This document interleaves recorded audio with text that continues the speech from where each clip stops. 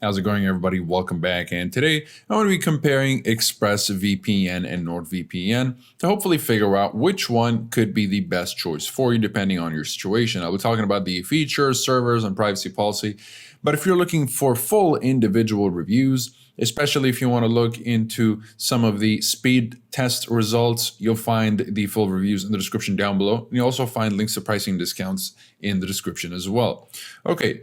So let's get started with the ExpressVPN privacy policy, both privacy policies. Let's see what they're about. Now, you can be sure that both of them do have a strict no logs policy, and they also both have independent audits to back up their claims. So with regards to providing evidence that they do uphold their no logs policy and protect their users' information and data, they do uphold that, and the independent audit reports are available and the independent audit reports are available for the public to view. And there's really nothing out of the ordinary with with both privacy policies, really. Right now, one thing that kind of distinguishes ExpressVPN apart from NordVPN is the 2017 case when the Turkish government seized an ExpressVPN server as part of an investigation, but they were still unable to extract any information out of the server thanks to the true no logs policy that ExpressVPN upholds. So I would say both VPNs are super solid with regards to the privacy policy and no logs policy. But this is the one thing that ExpressVPN has over NordVPN, which is the real life stress test that ExpressVPN went through. Now, with regards to speed, there's no contest here. NordVPN is 100% faster than ExpressVPN. Now, how much? How much faster? While ExpressVPN is very quick thanks to the lightweight UDP protocol, it's not exactly as quick as NordVPN, and it doesn't really compete that much. Now, I would say easily ExpressVPN is about 10 to 15% slower, sometimes 20% slower than NordVPN. Now, I don't want to get in too much detail with regards to the speed test. Again, you'll find the speed test in the review below. But overall, NordVPN will be maintaining a speed drop between 10 and 25% because, well, if you didn't know, when you use a VPN, because of the encryption that your data goes through, it slows down your speed. But that slowdown is kept to a minimum, a little bit better with NordVPN than ExpressVPN. While ExpressVPN is very quick, you might be seeing speed drops upwards of 40%, whereas with NordVPN, you'll be seeing better speed drops around the 10 to 20, 25%, okay? But both VPNs are actually quite a bit fast. So you can stream in HD or full HD or 4K even. Granted, your internet connection can handle that kind of streaming intensity in the first. Granted, your initial speed can actually handle heavy streaming in the first place, okay? So both VPNs are super good. And in terms of streaming, these VPNs are perfect for streaming all kinds of services. You know, if you're trying to stream Netflix, Hulu, Amazon Prime, all kinds of Netflix libraries. Using Netflix as a reference, ExpressVPN is able to unblock up to 18 Netflix libraries and about 10 to 15 with Nord, give or take. So yeah, both VPNs are super capable with regards to unblocking streaming services. And in terms of peer-to-peer activity, they are also both supportive of peer-to-peer activities, fully, no throttling, no bandwidth limits, you can download to your heart's content. Both ExpressVPN and NordVPN perform well in China. The main ExpressVPN website is actually blocked by the Chinese government, but the company provides an alternative address for users in China.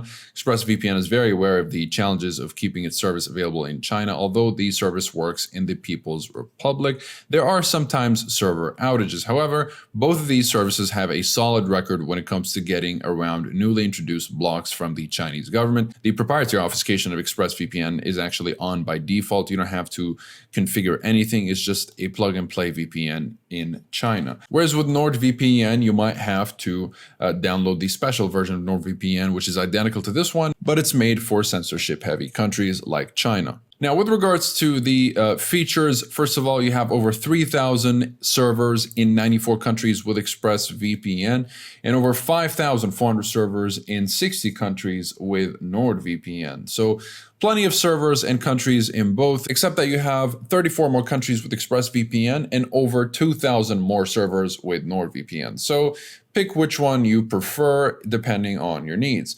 With ExpressVPN, you get basic features such as, first of all, a handful of protocols. You can go with automatic, but lightweight UDP is the fastest one. And you have the kill switch and split tunneling.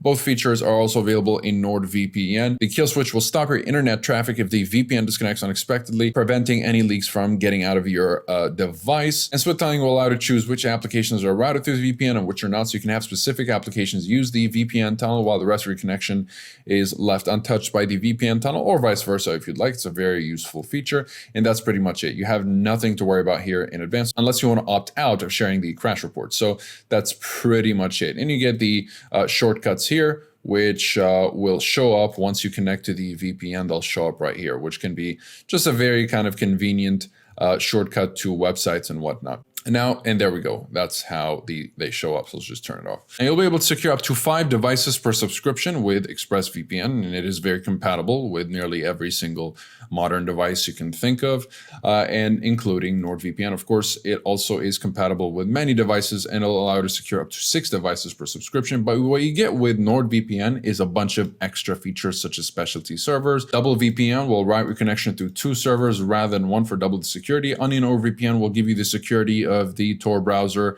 on top of the encryption of the VPN. Peer-to-peer specialty servers for peer-to-peer activities, though even regular servers do work with peer-to-peer activities. You don't necessarily have to be using the peer-to-peer servers. You have the ad blocker. You have dedicated IP servers if you switch to OpenVPN. So they'll show up right here. And these are pretty much static IPs, which are unchanging rather than using the dynamic IPs with these servers. The regular servers will change IPs every time you disconnect and connect again. So whereas dedicated IP servers will always give you the same IP address. Now, I definitely recommend using NordLink for the best performance. Of course, you have a kill switch as well as an app kill switch, which will close selected apps when you disconnect from the VPN or the connection drops unexpectedly, rather than disconnecting your entire connection. And you have split tunneling, of course, the same thing as ExpressVPN. In advanced, you have an easy way to change your DNS with custom DNS and obfuscated servers if you are in a censorship-heavy country, though you don't really need to use these if you feel like the regular servers don't work, and if obfuscated servers don't work and you're in a censorship-heavy country, you can simply just download a special version of NordVPN, which is available on the website, which is identical to this application. It's just made to work in censorship-heavy countries. And that's pretty much it for these VPNs. As you can tell, both interfaces are super easy to use. You have your map design with NordVPN and the overly simplistic design with ExpressVPN, which can be a hit or miss depending on what kind of user you are. ExpressVPN really doesn't care about appearances, and they're just focusing for the most part on performance, whereas NordVPN is also focusing on speed and performance, but they do give you a nice map design. So it really depends on what you're looking for out of your VPN. Do you want anonymity and security overall, or do you want features and speed over everything? You know, it depends on what you're looking for. I personally use ExpressVPN because I like to unblock all kinds of streaming services. That's just my personal preference, but NordVPN works perfectly fine as well. Both VPNs are overall very reliable. They both have 256-bit encryption, superb reliability, DNS and IPv6 leak protection. They're both outside the 5, 9, and 14 eyes jurisdiction. They have a strict no logs policy, easy to set up, very compatible, excellent 24/7 live chat support, and a 30-day money-back guarantee. So you are able to try out these services risk-free for the first 30 days. Again, if you're looking for a premium anonymity and privacy-focused service that has plenty of countries and the necessary security features such as kill switch and split tunneling, and of course, it's fast enough to get you through streaming without buffering, go with ExpressVPN. But if you're looking for a service that secures one more device, so 6 devices per subscription, unlike ExpressVPN's 5, while it has 34 less countries, it does still have over 2,000 more servers than ExpressVPN. And you get all these bonus features such as specialty servers, custom DNS, the app kill switch, and whatnot. So just weigh out your options and see which one you like. Both VPNs are overall just superb. So that'll be it for this video. Again, you'll find links to pricing discounts in the description down below, so feel free to take advantage of those while they last. Any definitely also find full individual reviews if you'd like to learn a little bit more about these VPNs with regards to their privacy policies, speed streaming, torrenting capabilities, as well as security and features. So that'll be it for this video. Comment below if you have any questions. I'll be happy to answer all of them. Like and subscribe if you'd like to support the channel and stay up to date with everything VPNs and cybersecurity. Thank you guys very much for watching. I'll see you in the next one. Have a wonderful day.